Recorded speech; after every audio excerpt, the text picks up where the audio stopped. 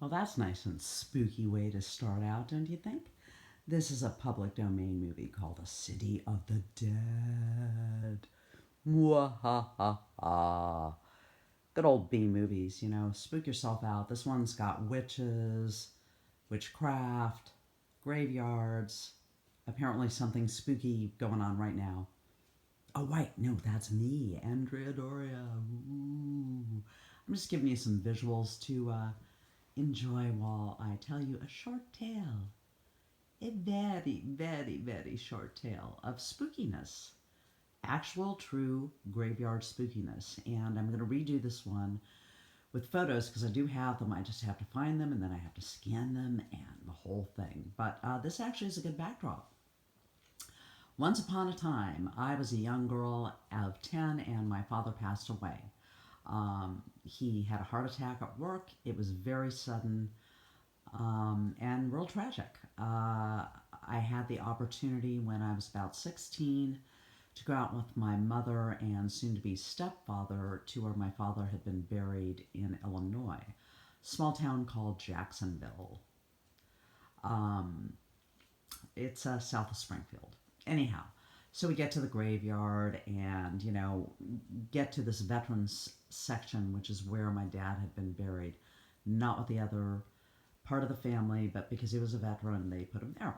And it was just a plaque. And, I'm there as a 16-year-old going, okay, I'm standing on my father's grave. I'm looking at where his body is, but that's not where he is. That is so, it just felt really disconnected. Very, very strange. So, fast forward to 1996. I got married a little later in life than some, but I got married. And my hubby and I decided to take a nice trek out to meet some of my relatives, for him to meet them again and see where they were from, and then do a little exploration of Jacksonville, Illinois. So we started out seeing my aunt and uncle in Michigan, and then we made our way down to Missouri and Kansas, and good Lord, we finally made our way into Illinois and all the way down to Jacksonville. And the entire time, and this is why I want to have pictures for you, we did not have any human sacrifice. We did see an effigy, though. Football players in an effigy that they were goofing around with at Jacksonville. That was pretty damn funny. And I have photos of that, too. That's why I can hardly wait to have photos for the story. Because it was revisiting and trying to find my father's grave.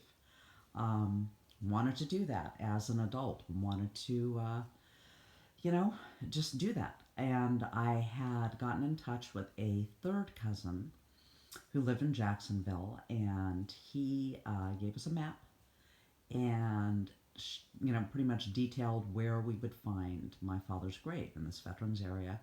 And this not Springfield, Jacksonville Cemetery, they had a different name, but Jacksonville Cemetery, for lack of a better word. And we are talking about Illinois, not Florida. Illinois, a very small town. Um, it was old graveyard. They had some headstones from the War of 1812. There was one that had Nimrod Funk was the name, and I've got to find that. But that's not the point of the story. The point is the entire trip up until we stepped out of the car into that graveyard had been clear blue skies the entire time. And we were on vacation for about 2 weeks. And from the time prior to getting to that cemetery, and then all the way after we departed, no rain. But we get to the cemetery in search of my father's gravesite. We step out of the car and literally step out of the car and it starts pouring rain. Now, of course, we're in the Midwest. I know about the Midwest and sudden thunderstorms and such, and they come and go. But this was the moment we stepped out. We had to grab an umbrella that was in the trunk of the car. It was a rented car. It's like, okay. So we start on our trek and we bring our camera because there's some really cool looking gravestones, man.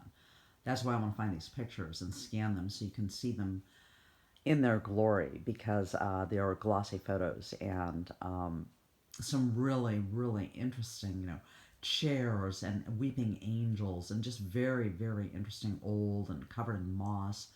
But it's raining. We're looking at all these really interesting gravestones and following this map that my third cousin had drawn out for us, and it's raining and it's raining and it's raining, and finally we get to the veterans area, and finally we get to the area that he has, that okay, this is where your father's grave is, and we get to my father's grave, and I shit you not, it stopped raining. I mean, it did right there, and that's why these photos that I want to find and scan will be central to reposting the story later on. I just wanted to give you something fun for tonight. But it did. It literally stopped raining when we found my father's grave. There was no more rain after that. The entire trip, we went up to Chicago and Rockford and Wisconsin, Madison. Nothing. Nothing in rain except for that one 20-minute period at most that we were walking around the graveyard, and then we were walking around after that looking at other gravestones because, took the photos of my father's, had the same weird disconnect with I'm standing over where my father is buried, and this is just weird. But no, it did not rain any other time at all. Not once. Not a drop.